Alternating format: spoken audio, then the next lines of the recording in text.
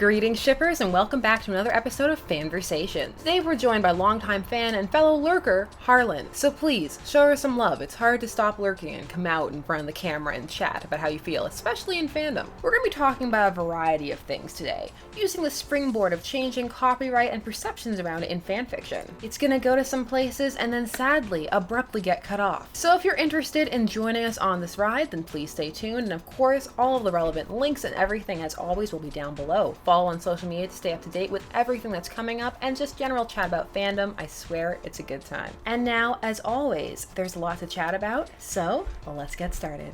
How's it going? Good.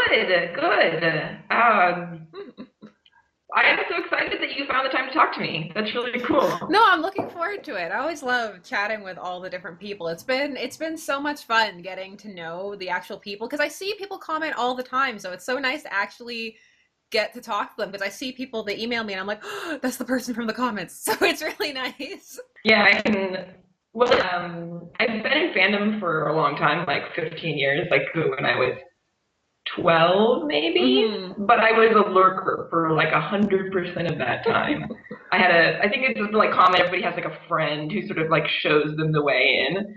And then we sort of fell out of touch and I never met really another person, but then sometime last year, I just decided to comment on something, and then the author responded, and it was like, this is interactive? What? So then I started like writing my own stuff, and I got a Tumblr, and I got a Twitter, and I've been more involved. And I just thought it's really interesting, because I've sort of been involved and then also not been involved at the same time for maybe, for like a long time, I guess, in terms of fandom. Yeah. And notice sort of the gradual shift of how it's become more mainstream and how things have changed. And so I guess what I had emailed you about, what I thought would be an interesting thing to talk about, is sort of like where fandom is going now. And then also this shift from, like, copyright laws haven't changed, but just the way they're interpreted seems to be changing. I mean, the fact that 50 Shades of Grey even happened is amazing. And they got sued over it is crazy. And so more and more, when you read fanfiction, in 2003, when you read fanfiction, there'd be like a paragraph at the top being like, I don't own any of this. This isn't my property. Please don't sue me. Because people in the 90s apparently had been sued. Like, that was a real thing that happened. And now you see a little paragraph at the top being like, don't put anywhere, you need to ask my permission, don't translate it. So like it's almost who owns the copyright hasn't really changed, but like the perception of who owns it has changed. Yeah, definitely. So before we get too into it, let us introduce ourselves to the people. Oh yeah, sorry. No, it's all good. Greetings, shippers. It's Sasha here with Harlan Hartley. Do you have any? You can just call me Harlan. Do you have any stuff you want to plug, or? I mean, I'm Harlan Hardway on everything, like Twitter, Tumblr. I ostensibly have a YouTube channel, but I haven't done anything with it. But no, I don't have any like major projects to plug or anything like that. No, I think it's interesting what you were saying about how you do see a different disclaimer, because you do definitely still at times see the I don't own this, it's not my property, but it's gone very much from being that huge paragraph right at the start to maybe a little footnote at the end or at the bottom of a description box, or clearly not the focal point of what people are concerned about when they're putting their fiction out there. And I very much attribute that to the fact that it's become so much more mainstream. There's so much more of it, and there's so much easier access to it. It's no longer like this tiny thing where it feels like maybe only 5 people are writing it, and so it's much easier for even the authors or creators who don't like it to tackle. Now it's so huge. Like, even if you wanted to, say, shut down fan fiction for your work, it would be quite an endeavor to attempt to do it these days versus back in the day where it was much smaller and easier to get a hold of those domains and stuff. Yeah, I think it's also sort of in general like a society shift in that like kind of the nerds are becoming a desirable market. Yes. Like, you have the Marvel universe as being one of the most profitable pieces of media ever. And the DC is trying to copy it, and like I was really excited when I found your channel. I was sort of looking for that actually because I think we're going to start seeing more of that because I mean you look at Screen Junkies, Hmm. like they're the typical nerds that maybe in like the 80s and 90s and you had like Revenge of the Nerds, like nobody, it wasn't really a market that people were marketing for. I mean even like the Tim Burton Batman movies of the, was that the 90s when that 89. stuff came Yeah, out? 89 and then onwards, yeah. Like they weren't marketing to the Screen Junkies crowd. Like they were not necessarily saying we're going to be loyal to the comics. We're going to be like they were just trying to make a movie that would be profitable. And now I was watching a video. I don't know, like last year or something like that. I think it might have been an old video where they actually had like the creators of Captain America Winter Soldier Yeah. watching the Honest trailer, and the creators were saying, we in the writers' room were constantly like going back and forth, being like, how do we make this Honest trailers proof? Like that's sort of the epitome of like you have the fans create their own like on YouTube create their own show and are now not only getting the creators to like show up in their own venue, but Hmm. actually like we're creating the content with them in mind. Like that's crazy. And you see that, I guess it's starting to kind of go that way with shipping and kind of like the other side of fandom, I guess. I mean, There's but people haven't really definitely figured out how to market to it yet. there's definitely more of a push to acknowledge it in some way because there are definite shows where you can notice that these ships and what people have wanted have influenced how the show has gone for better or for worse. So it's definitely not something that people are exactly sure how to navigate and how to promote to yet because like you said there are so many different types of nerds and like different types of nerds are coming to prominence because that old style nerd still very much exists. It's just now not, I'm not even sure if there's more of or there's just more acknowledgement that there are different types Yeah. of fan culture out there. And so it's impossible to encompass them all. It's like when recently my whole batch of Star Wars videos, going through all the problems that people had with it, and they're so varied. It's just impossible. Mhm. Some people it's characters, some people it's science, some people it's canon, some people it's all of it. So it's just sitting there, and you're like, as a creator, it would be you would drive yourself insane. You'd have one of those crazy person walls with the yarn connecting all the things, trucking through the Yeah, story. yeah. But I mean, that's the point. Is I feel like we've noticed now. I mean, there used to definitely be like this distance, like this is our property, and we are Yeah. allowing you to like engage with it in this way. Hmm. And then people would get really rabid and excited, and but now it's like there's kind of this realization that there's a way to profit off, like the fans are promoting the stuff for you. Like there's a way Yes. to profit off this sort of rabid fanaticism and stuff like that. Um, Yeah. and but it's but yeah, I mean you see like in Teen Wolf and stuff, I guess Supernatural and Teen Wolf might be like the first two shows that kind of dip their toes into like being in the Twittersphere and like engaging with that and even acknowledging it. Hmm. To like varying degrees of success.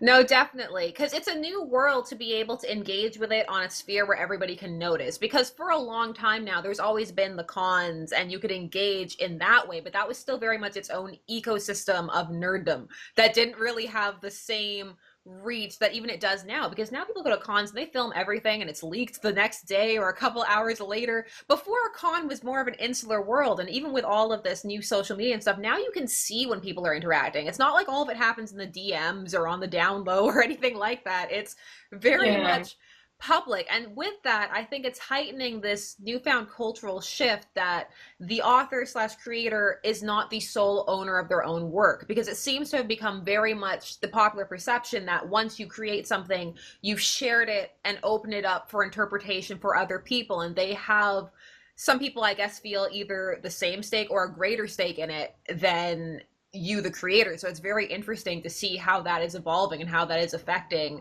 how people approach not only the actual work but the fan works that they create. Yeah.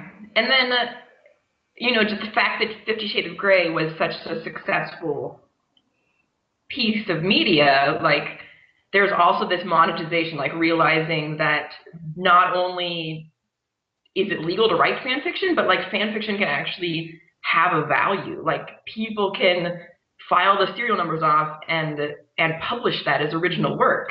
Yeah, and it's creating this interesting world because with 50 Shades, like they had to change it enough. Like they did have to go through with editors and make sure that they tweaked it so it wasn't Twilight. And so they had to make sure of all that. And same with Cassandra Clare's work, they had to do a lot of reworking with that as well to take out some of the fanficky elements. Oh, is there another one I didn't even realize? Yeah, like City of Bones, like that's another huge one. So that's a City of Bones is a fan yeah. fiction? Hers is far more different though. Like hers is different. It's not a direct copy, but it's like it started out that way and then was reworked as like she realized that the idea could grow from there. Because that does happen with fan fiction. Sometimes you realize you've gone so far that you're just writing your own thing. Yeah. So. Well, I mean that's the thing is that's generally the fan fiction that I'm most interested in. Like the crazy AUs.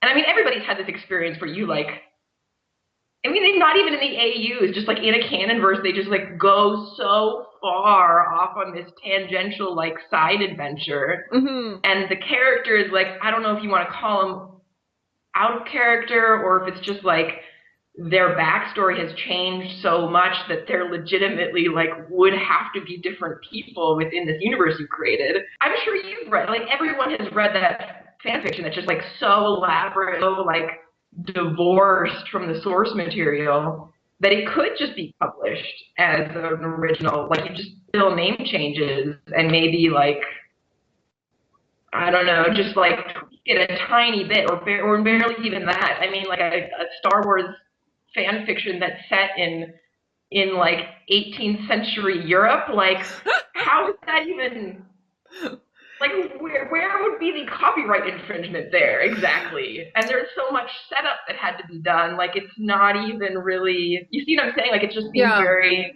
Different franchises approach it different ways. Like Star Wars and Star Trek have always had a long history of licensing out the rights to write stories, because I very much view the tie-in novels, whether they be canon or not, as essentially largely fan fiction, even if they are written by authors who worked on the series, just because of the change in format and the way a lot of them work. But that's interesting because then you have the permission and you're accepted under the umbrella of the canon, and I kind of wish more franchises would do that and open up that opportunity, because I think a lot of people would take it if they had the chance to actually maybe put themselves out there, and you would have less of that. I don't want to call it an underground market because it's not exactly underground, but there is that world of people who are just selling their fan fiction completely. And it's like when you mentioned in your email, there are also people who are stealing it. Like people take it and repackage it and sell it as their own. That's the crazy thing is that, so I sort of had my eyes open because obviously I've been reading fan fiction for ages and I've seen these disclaimers. It's sort of like, oh, why would you not want someone to translate your work? Like wouldn't you, like it's fan fiction, you just want people to read it, right? Like it's just out there, it's free, nobody's but then I recently had somebody translate one of mine. And they asked permission, but it was one of those things where someone was like, oh, can I translate your fic? And I was like, oh, sure, that's fine. Just, send me all the information. And I expected for somebody to just, the ball dropped. Within 8 hours, I was sent a link to a Wattpad. Like, I don't even have an account there. Like, they had reposted it on a totally different media. And they sent me the link to it, so that was nice. But I wasn't credited anywhere on it. It was just like this translation that called itself a translation, but then didn't link back to me or have my name. And then I sort of, used Google Translate to look through it, and there was like meta commentary within the translation, like in parentheses saying they didn't understand my reference and like commenting on it. And I was just like, because you put a lot of effort into that stuff. Yeah. That's like a lot of work, and just like a little bit inside of me was like, I don't know if I like this. And I had to sort of like think about how I was going to email them back and like ask to be credited. But at the same time, it's fan fiction, so I don't really know why I'm being so possessive over it. Does that make sense? Like they weren't making money off of it, but it was and then I could only imagine if somebody was out there like selling your fan fiction, like how weird would that be? Or I've heard maybe you're the one who brought this up, or so, I don't remember. Somebody was bringing this up in a conversation or a YouTube video I watched about like a creator had put out a notification being like, we're going to incorporate some sort of a fan fiction into an episode of our show, and then everybody was like, whoa, but you're not going to pay them for their effort, for their ideas, like, or credit them in any way. And so that's like, I think there's some validity to that, where it's no, it is hard, because on the one hand, there is the fact that it is fan fiction, so you do have that meta knowledge even as you're creating it, that yes, they're not your own characters, they belong to the people, but at the same time, it is your own work, and at the same time, that same experience of feeling those feelings when it is taken, reposted, whatever people do with it, you can understand how the official creators might feel, because that is happening to them largely with fan fiction in general on such a large scale. And yet it is a bit different, because it is the promotion of their own work, and it's a way that people show that they love it and that they really appreciate it. Whereas when it happens to the fanfic creator on the smaller scale, sometimes it can just feel a bit more exploitative, as if the person just didn't want to take the time to do their own work, or they're just trying to, because that happens a lot on YouTube, especially, like, people just take videos and repost them, you know, like copycat channels, all kinds of stuff like that. Because there's a huge difference between taking, like, creating an entirely, like, a work with fan fiction that you put time and effort into to try and make the characters' voices work, and then someone just taking that and just reposting it. It's a very different kind of thing, I think. Yeah. Even though I'm sure there are people who will argue that it is the same thing and you can't complain because it's fan fiction, but I think at the same time, fan fiction is coming into this realm where it does need to be acknowledged in some way. I mean, there's a big difference between, I guess it depends on how much it diverges, and it's just such a, you know, it's like that joke stealing sort of, every once in a while there's like a big joke stealing controversy with some famous comedian, and it's like, there's only so many ideas in the world, like it's possible for two people at the same time to come up with the same joke. Or there's what was it that one author in these wrote some book about a school for magicians, and they were like, it was very, very similar to Harry Potter in every way 20 years beforehand. It's possible, like really, does Sherlock own the idea of there being like a really smart kooky detective and his like semi-intelligent but also like befuddled everyman companion? Like, really, is that an idea that you copyrighted and own? I get that you're allowed, like, maybe we shouldn't name them all Sherlock, but like that's not a new idea or unique idea.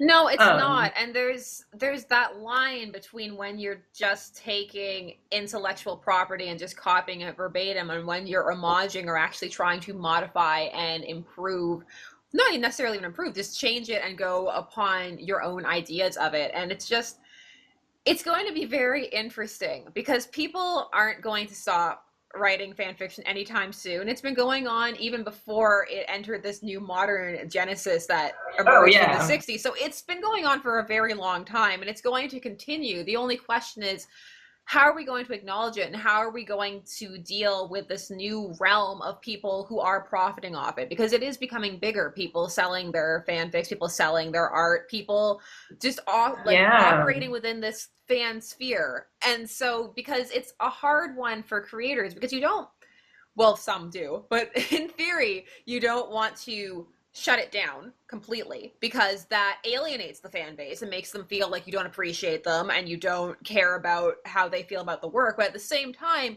you don't want to run the risk of one of those super mega successful things that ends up eclipsing anything that you end up putting out, because that can happen. That can be dangerous too, because then you're going to have people who are expecting stuff from people who are producing things that aren't in the canon, and that's an interesting place to find yourself. It's I mean, I think Archive of Our Own and the Organization for Transformative Works has done a great thing. I actually at one point read through their terms and conditions, or no, they're Like FAQ manifesto. Yeah. yeah, and it was really cool. Like they have a great attitude, and they're very like open and non-judgmental, but Yeah. also very like the hard line is monetary stuff. Like this is you can't be promoting your shit, you can't be selling stuff. Like this is definitely like for fan, not for profit, like a community where you can just write and put it out there for other fans. And you know, I think we're like at this turning point where we have to start kind of making decisions about how we want this fan community culture to evolve. Because so I will like come out of the anime closet and say that that was what I was that was like my entry into fan culture when I was 11, 12, 13, and like into 18 maybe. So Yeah. I kind of for a while, but I'm not an expert on it or anything. But I sort of had this kind of awareness that fan culture in Japan was way more developed. And so they had, to my understanding, like this is non-research, but they have like this underground accepted and acknowledged but still illegal like selling of doujinshi Doujinshis. comic books Yeah. and yeah, but that's like an entirely for-profit industry. And I mean, I'm sure some of them are fans, but I think a lot of them are just like artists who make money that way. Yeah, there are a bunch of um them who are actually creators or who end up starting that way and then becoming official creators. So it's a very interesting and different world than like it's easier in some ways in certain genres based on doujinshi to break into the actual industry than it is here. Like you very rarely see people coming from the fan world, be it art or fics, and breaking in to the canon world. And even when they do, it's often as an independent work, like a 50 Shades of Grey, and not necessarily mhm. like, now I'm a writer on the staff, hooray. Like, no, instead, like, you still have to do the whole, like, I applied and I worked my way up. And if I had fan fiction, maybe I had to hide it because lots of those writers' rooms have a we don't look at fan fiction policy.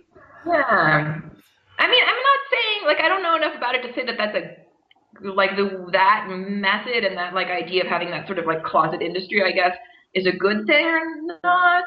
And then they also sort of, to my understanding, have the kind of other acceptance of real person fiction. Like, I mean, I would assume that that's what it's catered towards. Is that like, I guess like the J-pop stars and the K-pops, like part of their contract is they're not allowed to be in relationships because they're supposed to be like perceived as being single, like for exactly the purposes of this like real person fiction kind of culture. No, there have been some Um, intense scandals. I remember, I forget who this was, and I wish I could remember because the fans got so intense that he was hanging out with a girl, and she wasn't in the shot of the photo, but her reflection was in the spoon that he was holding. And people were like, look, it's her in the reflection. And it was a huge scandal because, you know, he was single and he wasn't seeing anybody and like all of that. So it was just like, I couldn't handle that level of contract. That's too much. for me, I mean, I don't like this is totally without putting a value judgment on any of it, but I don't know that I would want to be involved in a fan culture that was like that. Like, I don't really want to own an actor's life. Like, their personal life, they're allowed to have that. And I mean, obviously, these people like they sign contracts. They know that this is the deal going in. That their personal life is going to be very much like part of their public persona as Yes. well. But I mean, like anytime you ship real people, that's kind of the direction I feel like you're forcing everybody to go in, like because they have to be very aware of the way they act and behave as being like something that's going to be interpreted Yeah, by other. unless You you see keep it thing like completely separate from them and don't send it their way. Because that's the yes, thing, unless yes. it becomes a completely But I separate mean, world, like realistically, the likelihood of that it's happening, very if it low. like if it becomes big, it becomes big. Like No, you know. it's true, and I imagine that that's part of fandom that a lot of people probably, if you're in that position, just kind of avoid, because it's not even something that I imagine you can really discuss because it's so difficult to navigate your fan base, which actually brings me to a question that I've been pondering for a while. Do you, like, for me, I'm still wrestling with it, but do you think that perhaps fandom and various sorts of fandom, be it fangirls or any other of the types, are beginning to have too much control over the way that works and stuff are produced? Hmm, I would say yes and no. Like I guess I mean it really depends. I guess on like what kind of media you like, what sort of media experience you're interested in, what the thing is. Like I guess to bring I'm better with examples. Yeah. So like to bring an example like Teen Wolf. I mean that show from the beginning was not. I mean it's like it was an offshoot of Twilight. It's like the sparkly vampires were popular, you know, the werewolves are popular. Let's go with shirtless werewolves for a while, you know, like, and then they lucked out on having some great actors, you know, like Dylan O'Brien was pretty much discovered through that show, and he ended up being really good. And there was like some funny dialogue, but like that was it, you know, like shirtless werewolves and like some good acting and some funny dialogue. You know, and it turned into this big thing, and that was definitely a show that it's like the interaction is part of how they promoted it, and part of like the fan culture was a big part of it. Yeah. And so I think that when you have sort of a show like that, you need to be aware that fans are going to be expecting some kind of an interaction. Like it's not just you and your little passion project. It's like it's a community. It's a show. Yeah. Yeah, it's sort of a community thing. But you know, like Quentin Tarantino, he's like the guy who goes off into his little cabin in the woods somewhere, writes the whole thing for 2 years, and then comes back, and he knows what color your shirt's going to be in scene 3, and there is a detailed reason why it's that way. And I mean, I love Quentin Tarantino, and I love his works, and like the detail that's behind it, and there's like a billion backstories.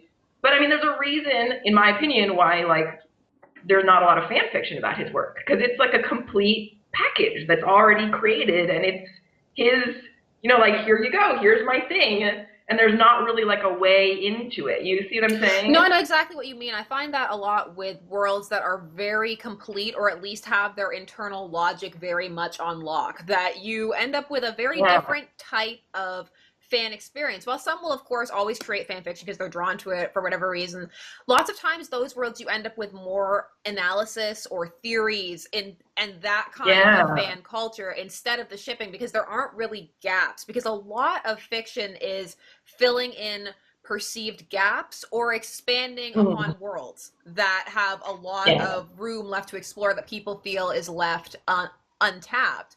And I was talking with somebody else about this, that maybe that's part of what might make some official creators feel uncomfortable, is that sometimes these people might think of things or enter territory that they themselves didn't think of. And which is kind of sad, you know, like that kind of, like you're so insecure about your own ideas.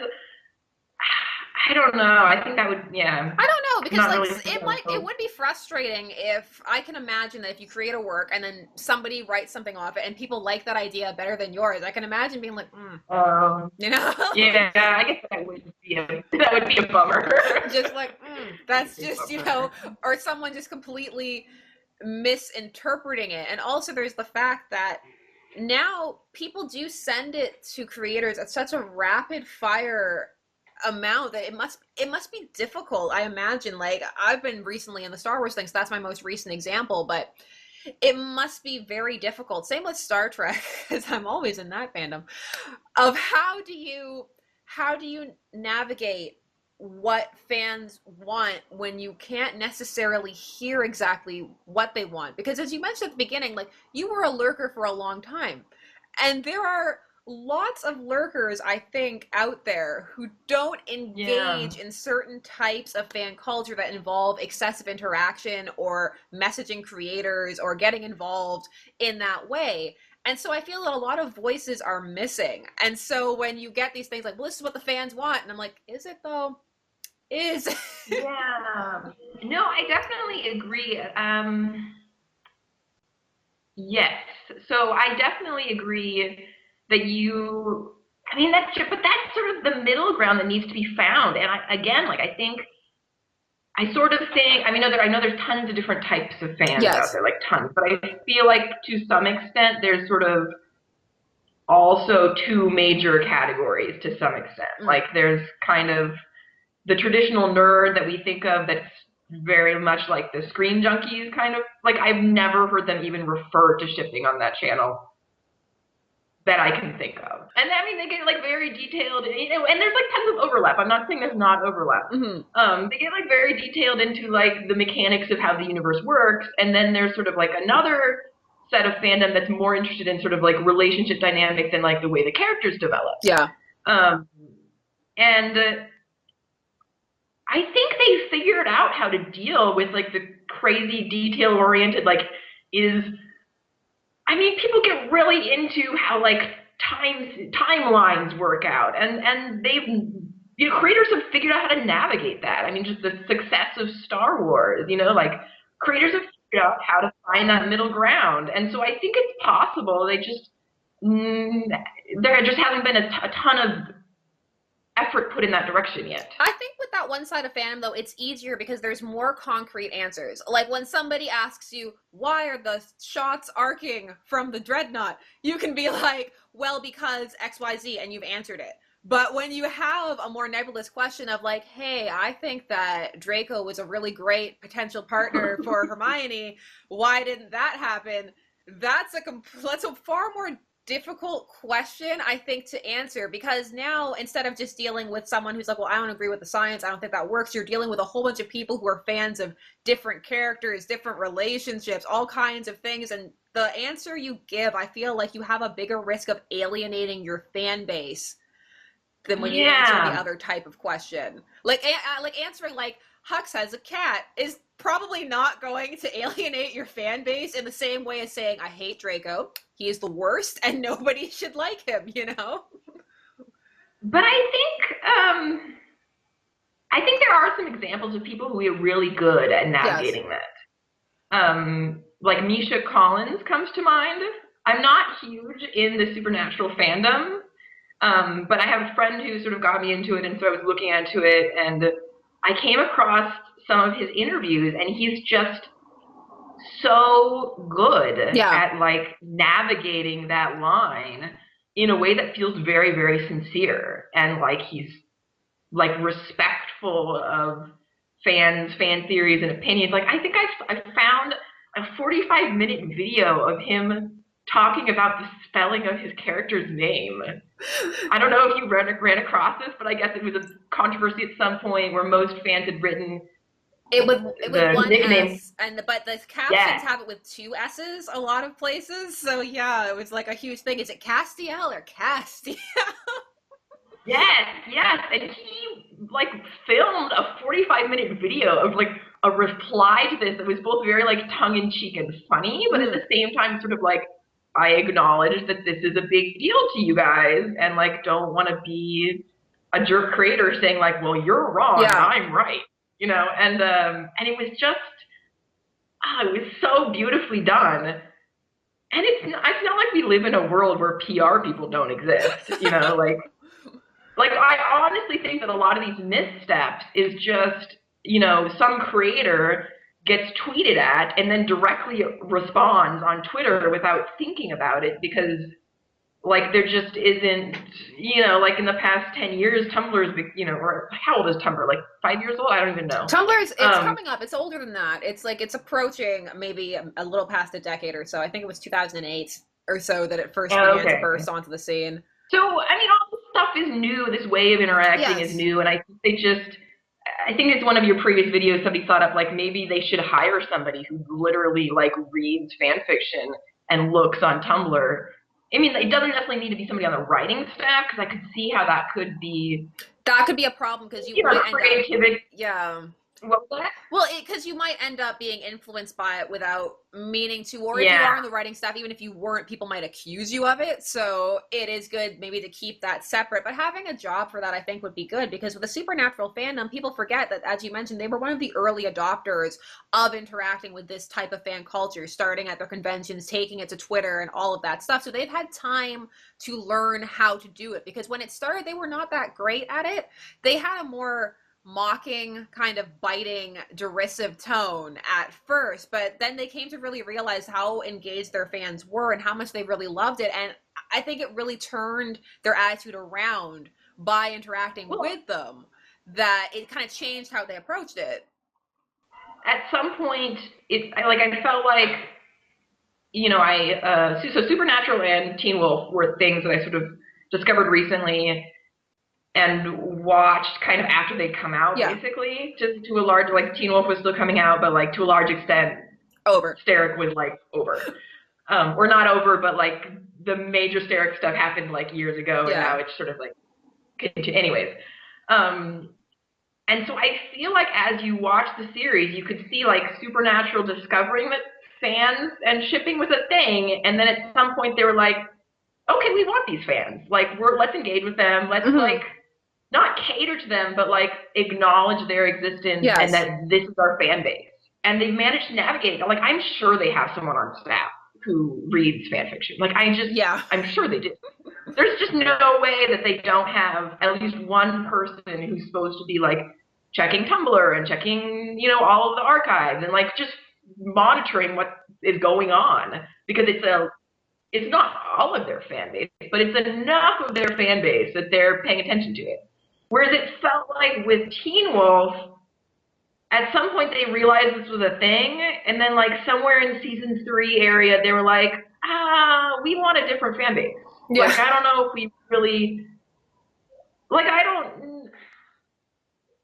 mean to be, like, dismissive of the creators and be like, oh, they're assholes, but they just sort of, it felt very much like they decided they didn't necessarily want to appeal to that crowd. That they didn't want to engage with it, and that they weren't sure how to engage with it. Because I do totally get that from the outside looking in, that fan base is very intense. It appears very rabid and very difficult to please. And so I can understand why you might want to make the choice of, let's just try to appeal to other fans. But when you hit a point where they are such a large part of your demographic, obviously so, based on all the interactions that were going around, I'm not sure if you have the option anymore to ignore them, even if you want to.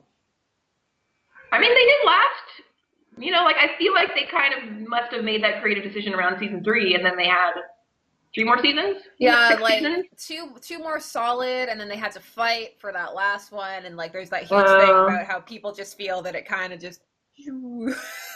Well, yeah, I mean, I'll be, I am a shipper, so, like, after season 3, when they made those creative changes, I was less interested in the show. But at the same time, like, maybe that was a misstep, since from day one, they're appealing to the people who want to watch shirtless werewolves.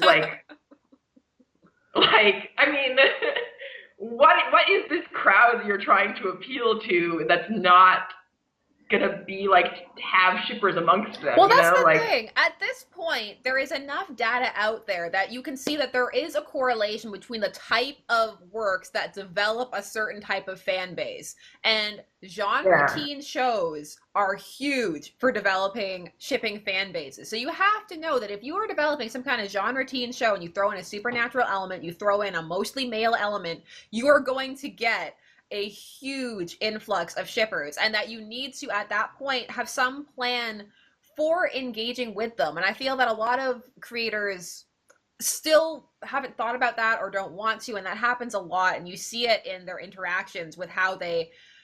And also, I just think some people don't know how to use social media. I really do.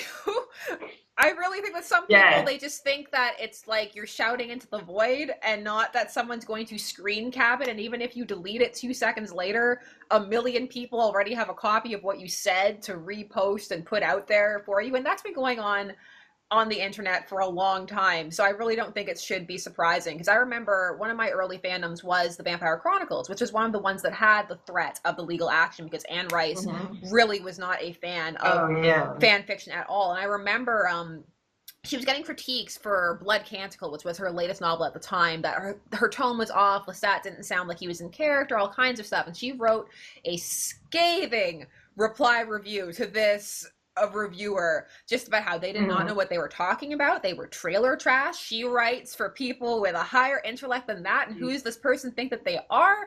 And that, oh my god, that review, you could tell it came from she was just upset, and it came from a bad place, but that review lives forever. And I just feel that we have so many examples of that from the past, that as a creator, not that you have to bend over backwards or anything for fans, but you should at least, I think, have a base knowledge of how to interact with them, because it's part of getting into the creative sphere these days. Hopefully, I mean, if your thing is successful, but Well, I think some creators just don't engage with fans at all, and I yeah, respect that that's choice fine. too. Yeah, You know, like, or some actors, it's just not, you know, if they're not contextually obligated to be at the they interview, they're don't. just not interested in it.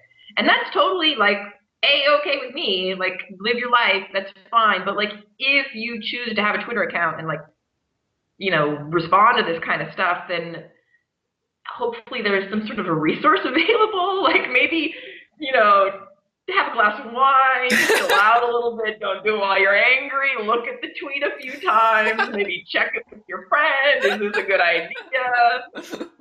Just because it happens so fast. And I don't necessarily want to live in a world or like a fan community in general where we're policing every tiny little thing, and you know, like, people aren't free to have their own Yeah. private lives, private spheres.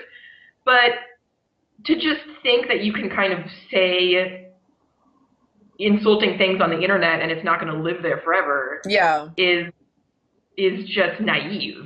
You know, like, it's Mm. just, we don't, it's the internet. Don't say, don't say, you know, don't shoot your mouth up on the internet if you're semi-famous. Yeah, no, Um, don't be going off about how fans just don't get it and they're weird and like all kinds. It's like, that say that to your friends in your living room. Don't tweet it yeah. on the internet. I can Um, totally understand why people get that way, or why they would think that, or how you could develop that viewpoint. And some people are totally hounded by the fandom, and I can understand how you would come to the point of just not wanting to interact with them. But I just feel that when you're in that position where unfortunately you are going to be scrutinized, you do have to be a bit more careful. But one of the other things I've been thinking about is with all this fandom and the fan fiction and how it's perforating more and more the lines between the actual canon content and the fictional realm. Who do you think has to interact with it? Because personally, a lot of people send it directly to the actors or like the writers and think that they should act on it or have an opinion. I don't really think that they have to. They're not really the people who are in that position to make that kind of choice anyway. Not really. well, and for me too, I mean, maybe this is sort of like an old school thinking, and that I'm not used to there being this very perforated line between fans and creators. Mm-hmm. Um, like, I don't think that I think they're in some ways the wrong people to get that information. Like, Mm-hmm. especially the actors rarely have creative control over the script and things like that. Like, maybe they're, you know, they get their performance, but they're not in the writer's room necessarily, Not or unless you get like like to a rarely they really high are. level, yeah. Yeah, or maybe it's an actor who's like also the director. I mean, who Yeah. knows? But and so if they even start reading fan fiction, like, the best that's going to do is like confuse their performance, I would think. I mean, it's up to them if they want to read it, but it's well, and I guess also for me too, I don't necessarily want to see my fan fiction acted out on screen. Mm. Um, like, a lot of the times when you have so many conflicting people telling you different things, and so many, you know, like, when a creator can't just like be in their own head, like, you know, be in their own head about their own ideas and building their own world, Yeah. and instead are paying attention to, oh, this is what this person wants and this is what like is popular right now, and not actually writing from a place that's genuine. Mm-hmm. Like, it just kind of comes out sort of milk toast and not interesting.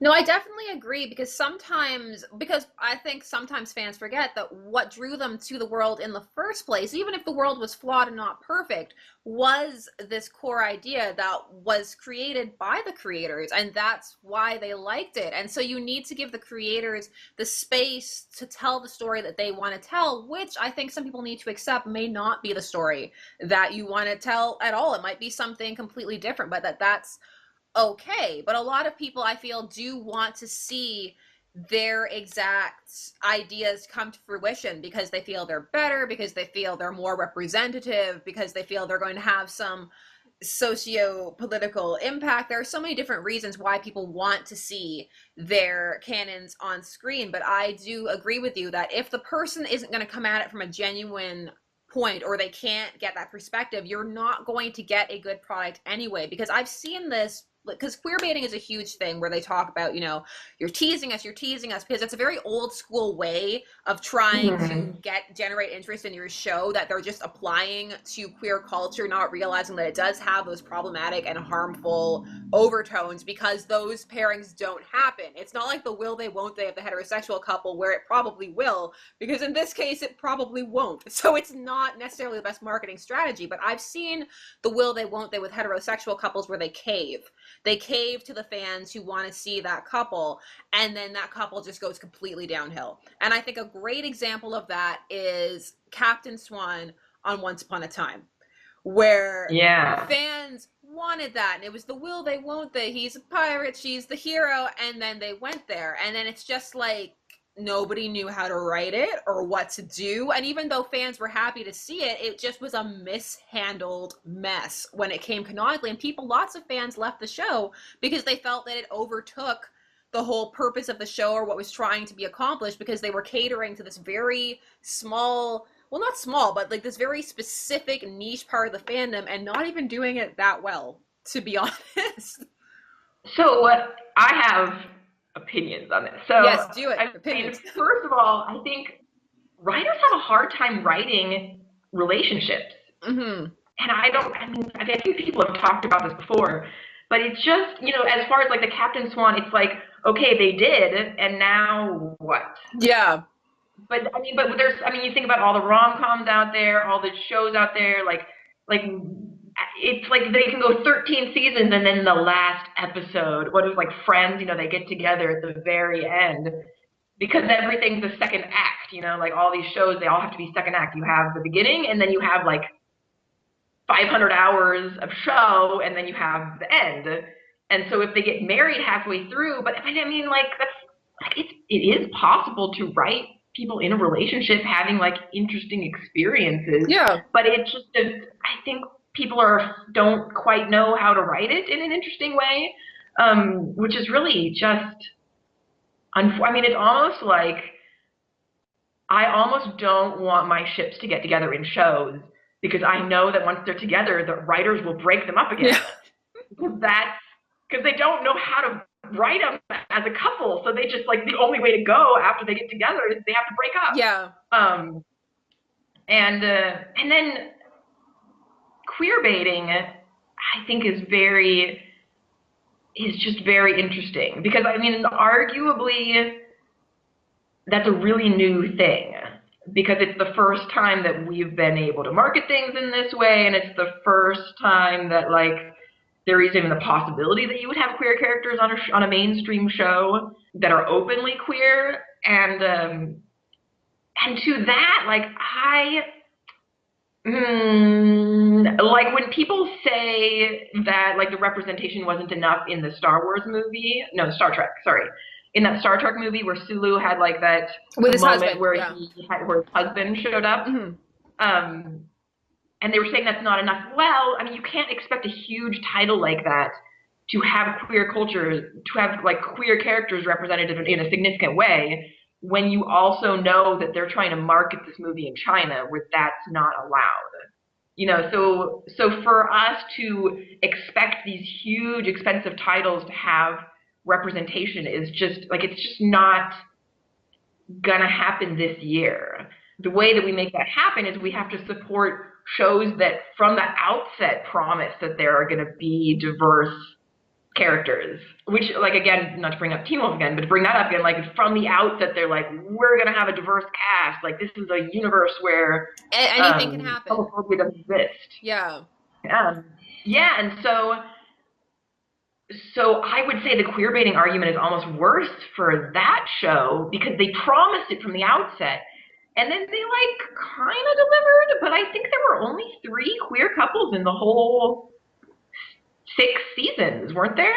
Yeah, there were only a few, and they weren't really the main focus, and they weren't the couples that people wanted. So it's it was not. Yeah, I mean, I don't really want to argue the they weren't the couples that people wanted thing, because it's just, like, to some extent, I like to give the Yeah. showrunner their creative freedom to do what they want. And also, like, if they wrap up all the little edges in a nice, tidy bow, then I can't write my fan fiction about it because it'll already be on screen. But yeah, I mean, that was just sort of like, it felt like the show got more popular than they anticipated, and then all of a sudden they were scared of putting all the representation in it that they wanted, or that they had like Yeah. originally advertised they were going to do. So that, but then like a show like Supernatural, they ended up adding more queer characters as the show went on. And and then the way they engaged with stuff, yeah, the two brothers are not going to get together. Like, spoiler alert, that's not going to happen. And I mean, maybe at some point Destiel will happen. Who knows? But Destiel like, was it's that one. Beatty for that one season where he stated that he specifically was asked to play it that way. But Yeah. for the rest of it, I'm not sure if it was necessarily Beatty, because people forget a huge part of queer baiting, which is different than coding, which coding has gone on for a long time, which is slipping in references and stuff that we can't overtly put out there. But as for the baiting itself, there is intent. Like, baiting has to have intent. You know what you're doing. You are teasing this specific thing, and you have no intention of making that happen. That is queer baiting in a nutshell. So lots of times I feel that things get accused of queer baiting, but they're not. It's become a buzzword. Like, when someone says that Voltron is queer baiting, I'm like, no, it's really not. Voltron is not intentionally throwing Keith and Lance into tons of scenes together and like hinting that they're going to get together and then not having it happen. That is not what is happening. So lots of times I feel that fandom confuses what queer baiting actually is, and they apply it to a couple they just want to happen, and they say like, they're baiting me, like I want, but it's more coming from a place of I want this couple to happen than say a Teen Wolf of they're playing with you, where they're having actual promos, or like they're on a boat cuddling and all kinds of stuff, but it's not gonna happen. That is baiting. That is 100% baiting. So there is a difference. So lots of shows I feel like, or The Cursed Child was another one that got saddled with a lot of claims of queer baiting, and I was like, that wasn't queer baiting, that was just poor writing. But because there was a whole thing about how Scorbus was the most developed relationship in that story, which it definitely was, but it was clearly written to be a friendship, because the argument that it would have been a great moment for representation had they been a queer couple is very different than the argument that the book was teasing you that was going to happen and never intended it to happen. I feel like those are two very different arguments that people sometimes conflate, because they do wish that there was more representation.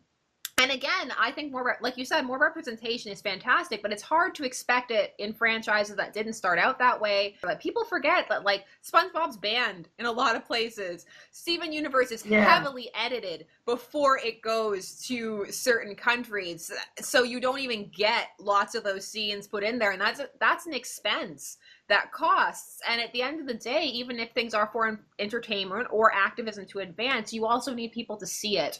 So it is a difficult road to travel, and I think I agree with you that the step is to support these smaller up-and-coming works and make them popular and show people that it is something that people want to see and that it's worth it, that it's worth investing in. So, yeah. As soon as one of these shows starts becoming, like Steven Universe, like that, the fact that it's so popular, that it's commercially viable, then suddenly it opens up the possibility of like, oh, there's a market there. Let's make more of this. Let's green light more of like these diverse shows. But just sitting there and being like, well, Harry Potter should have had more representation is kind of, it's just not necessarily moving the conversation forward, I don't think. Like, you can point out how it's a very narrow view of the world that sort of edits out these other things, which, I don't necessarily want to put that on the author, because we write what we know. Like the TV show Girls got a lot of, I don't know if you're familiar with that. It got a lot of flack for being all about like white, millennial Jewish white girls. Yeah. But like it was written by a millennial Jewish white girl. Like she just wrote about what she knew and then sort of in retrospect was like, wow, like that was a very narrow view of the world, but that just happened to be like my view of the world.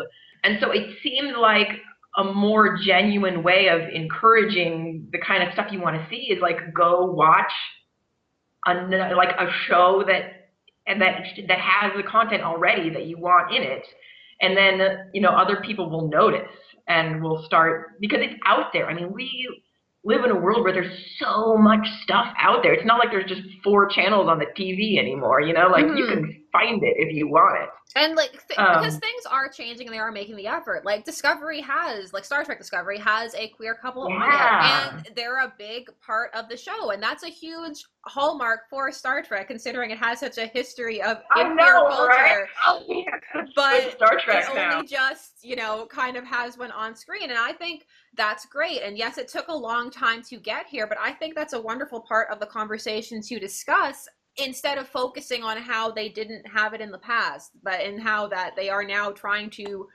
move forward with it. And sometimes it's difficult. They're difficult conversations to have, but sometimes I find that people get bogged down in the negativity. And so instead of having a positive discussion about how something could change or incorporate things in the future and get better, it gets bogged down in this is awful, we hate it, it's the worst thing of all time, which then just ends up alienating everybody, and then you end up not seeing any change at all. At least that's my experience when I've seen when a fandom gets really toxic or nasty or down on something. Yeah, which is why I love your channel, because you're always so like positive about everything and very showing the negatives but also talking about them in a really mature way, which sometimes it's hard to find on the internet.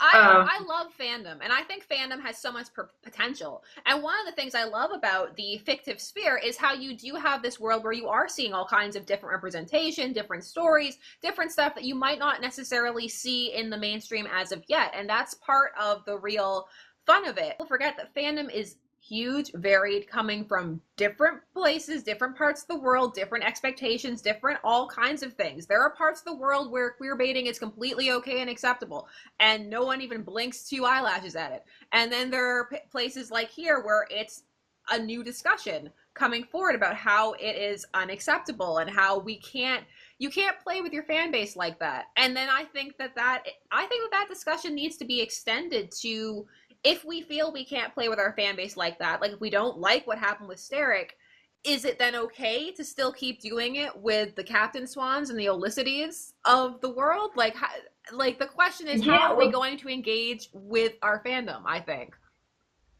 Well, and also, it's very interesting when you have these sort of, like, we have to, like, how do I want to say this?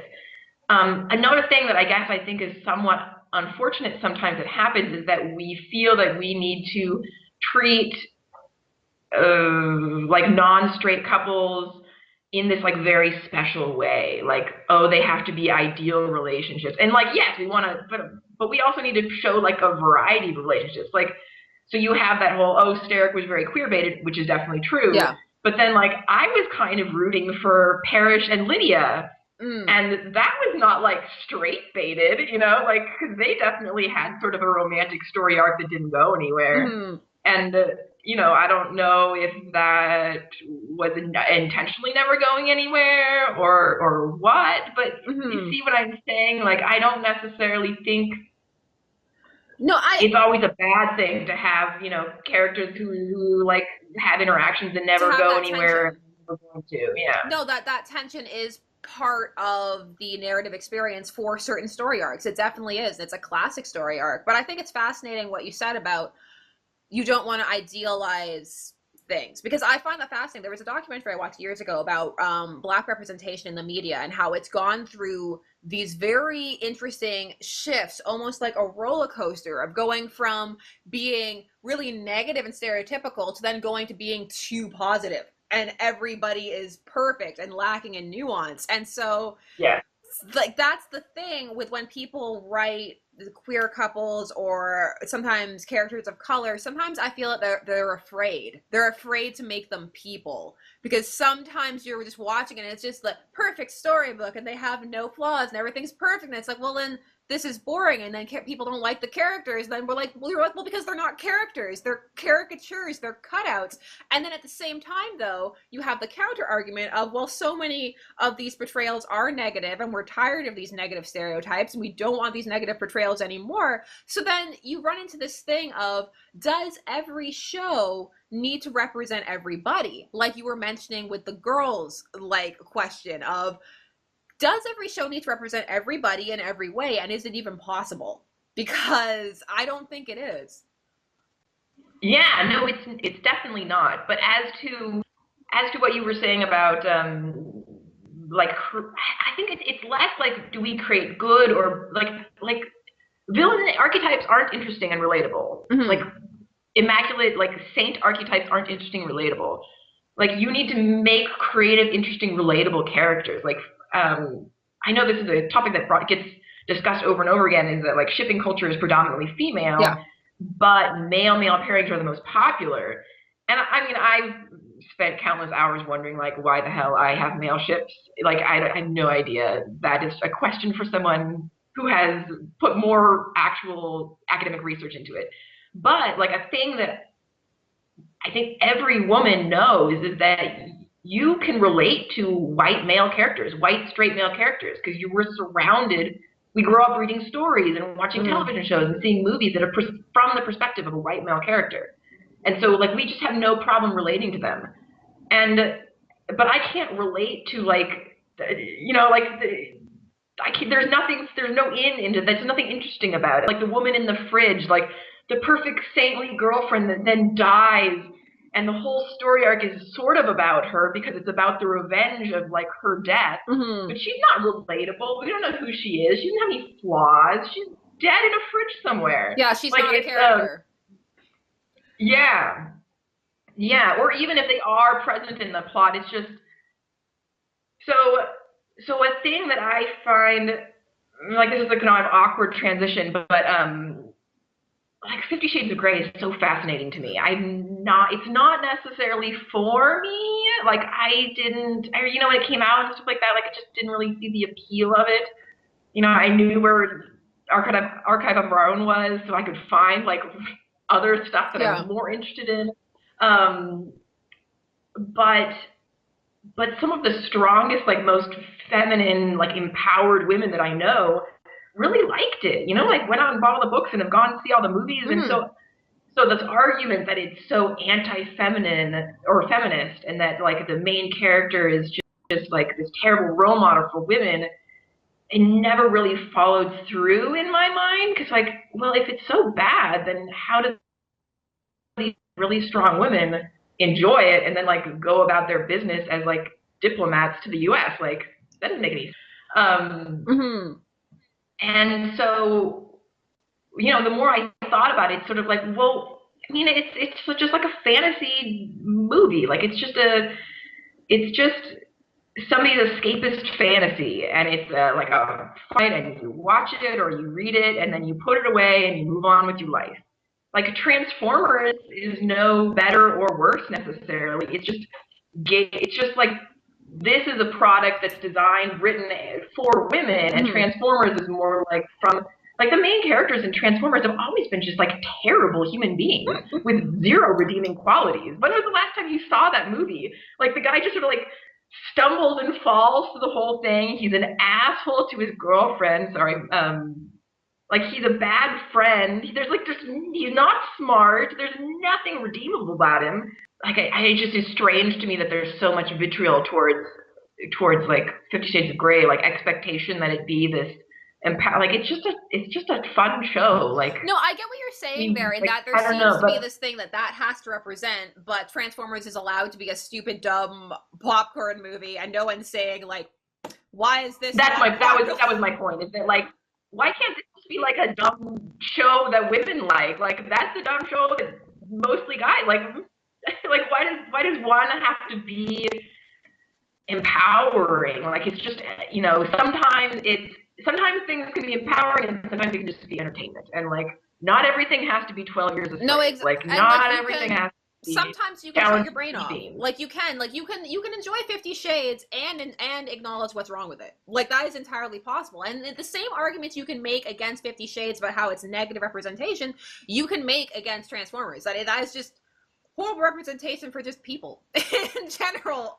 Yeah. Yeah, but I mean, it's like most people make that criticism of Transformers, but then they move on with, like, the conversation doesn't stop there. It's like, yeah, it's kind of terrible, but, and it's like, why don't we get the but with 50 Shades of Grey? I don't know, I like side characters a lot. Like, oftentimes I find myself not really relating to this sort of, because I think that, I don't know if it's a new trend necessarily, but I feel like recently we've seen a lot of kind of milquetoast main characters. Like, this is, you know, an avatar for anyone, and they're just sort of like genuinely like there's just nothing super exceptional or super unique or super interesting about them because they have to be this avatar for everyone. And then all the side characters get to be interesting and exciting and like to have definite attributes and personality traits. And I feel like I see that a lot. But yes, there are definitely also other ones where, you know, like I guess Sherlock is the prime example, where it seems like the other characters are going to have independent plot arcs and interesting things that happen to them, but like by the time you hit season 3, you're like, this is just the Sherlock show. Like, says it right there in the title. I should have known. They were telling me something. No, I think all of it is really fascinating, and I would love to talk about it more, but unfortunately my husband has returned with Okay. But well, it was great to talk to you. We got a little bit off topic, but that's fine. That happens. No, but I think we brought up a lot of interesting things, and I would love to continue this at a future date because I think there's a lot of stuff that we left untouched, and I find it all very fascinating. So I love talking about fandom in general. So the more I can talk about it, the better. But thank you so much for hanging out with me today. It was really, really interesting, and I hope that you enjoyed it too. And yeah, hopefully we can do it again sometime. Yeah, I had a lot of fun. All right, well, I will let you go, and I guess have a great rest of your day. Enjoy your evening. Bye. Did you make it to the end? If so, as always, you are troopers. Please share all of your feelings about everything we spoke about down below. I think we will definitely chat again because that ending was so abrupt. We were not prepared. As always, thank you so much for taking some time out of your day and spending it chatting, listening to, and just dealing in fandom with me. I always very much appreciate the time that you take out of your days to spend here. There are, as always, more videos coming soon, so please be sure to stay tuned, and I'll see you next time. Bye-bye. This has been Shipper's Guide to the Galaxy. Don't forget to like, share, comment, and subscribe. Special thanks to all of my patrons' names on the side. There are, as always, new videos coming soon, so stay tuned, for there are as many ships out there as there are stars in the sky.